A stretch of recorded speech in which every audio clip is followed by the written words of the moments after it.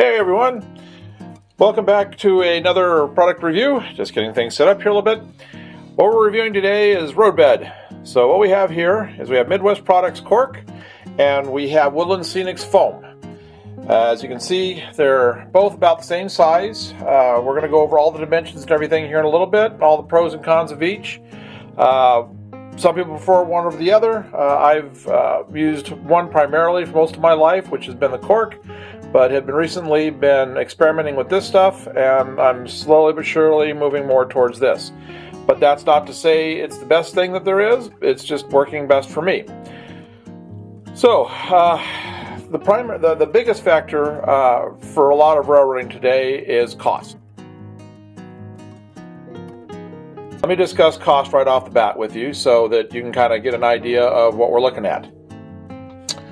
The cost of this, the foam versions from Woodland Scenics, comes in roughly anywhere from 75 cents to 99 cents a section, depending upon how many you buy. You can buy this in a bulk pack of 36, which I've seen it as low as like $25 for that. These come out at the Cork for Midwest comes out, I'd say average about $3 to $3.50 a section. All right, so you're going to notice something right off the bat right here, and that is the length of these. You can just see right here that the foam is much shorter than the Cork is. And I'll get you exact measurements here in a little while when we start playing around with it and taking things apart and showing you all the things about it. These are about 2/3 the length of these. So let's do a quick comparison here. So if you take two of these and you set them up end to end, it'll take you 3 of these to do the same length as it will 2 of these. All right, so 2 of these is going to cost you anywhere from about $5.50 to $6.50. So let's just say an average of $6 for the 2 pieces combined. These, I'll even go on the high end. Let's say you buy these singly and you get them at 99 cents a piece. So you're going to have 3 of these. That's $3 versus $6. This is half the cost up here.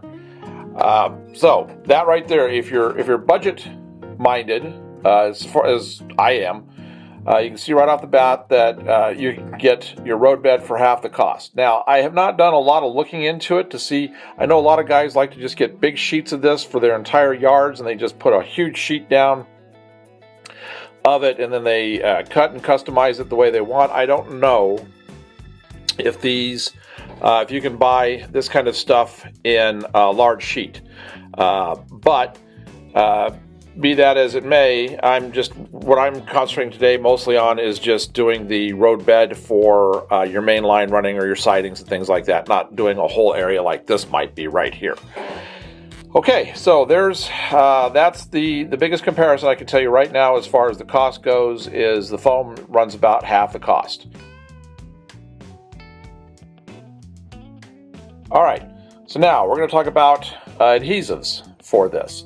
My dad always used Cork, and he always used contact cement for it. He would put down his center line, and you'll see what happens here when I take these apart. He'd put down the center line, he'd glue one half to it, then he'd wait a little bit and glue the other half to it.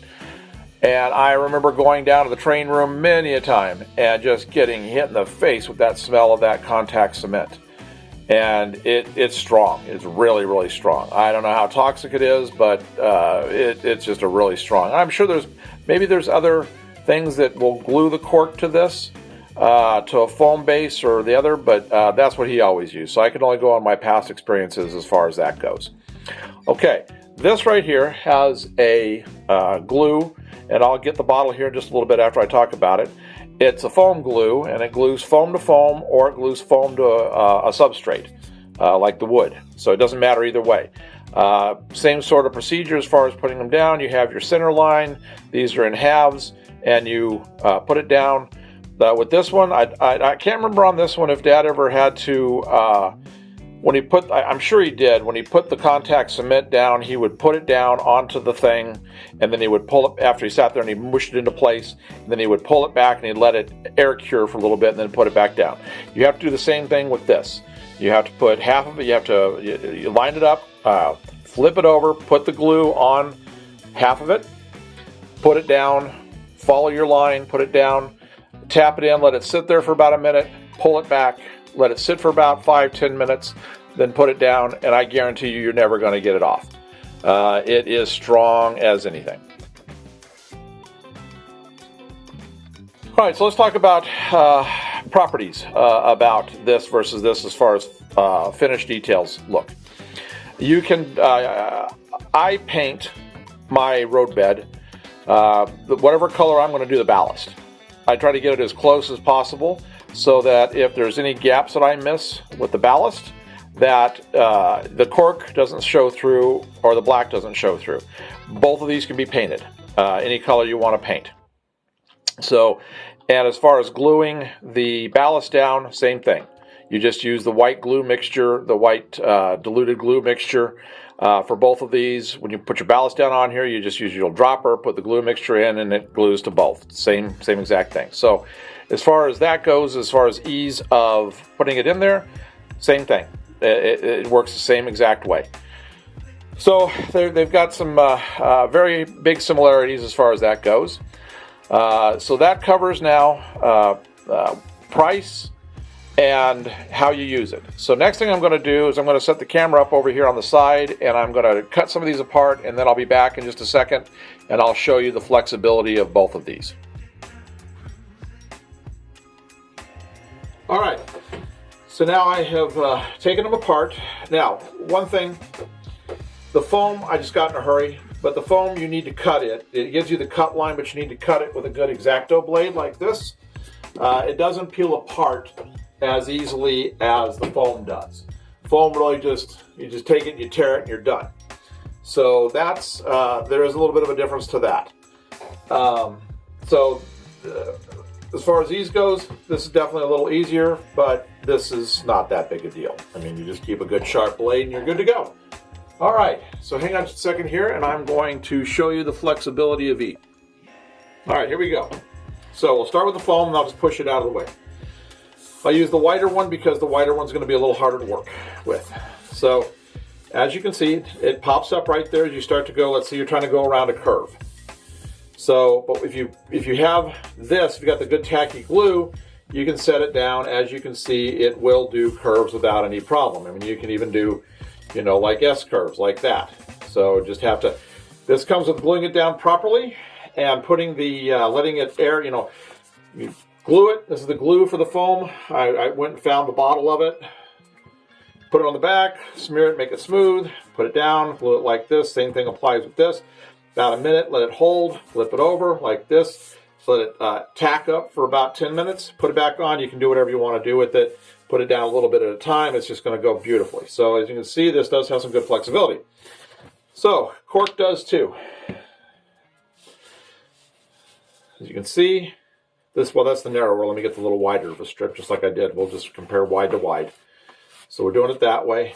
It doesn't have a tendency to pop up in the middle like the foam does. But that's just going to be how you take your time on the putting the glue on and getting it tacked up. It's not going to be an issue. But same, whoops, yeah, see, it's popping a little bit as I'm trying to do stuff. So that's all you do with that. So both of them will do what you want to do. Get this here and that here. All right, so our last test is going to be, I'm going to put a piece of track on each of these, and we're going to test sound quality. So give me a minute, I'll set up the track. All right, so I went and grabbed one of my Katos. This is an SD70M. It's a fairly quiet engine, so I'm just going to turn on you, and I don't know how well this is going to come through, but I'll give you an honest opinion on the noise level for each type.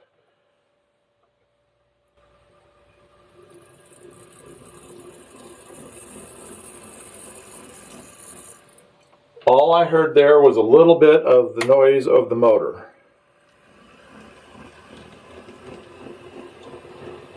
Yep, it was really quiet. Let me pause it and I'll change tracks. Okay, so now we've got it on the cork. Here we go.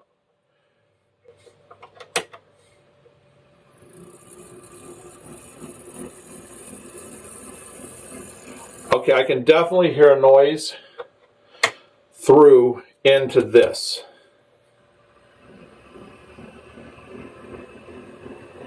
Yes, it is. I'm going to do it one more time, going the other way, just to be sure. Okay. All right, so just counting out the noise of the engine, there's definitely a deeper rumble on this than there is on this.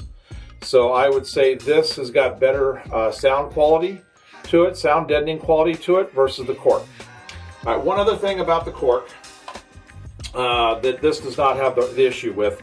The cork does dry out and harden and become brittle with old age. This does not.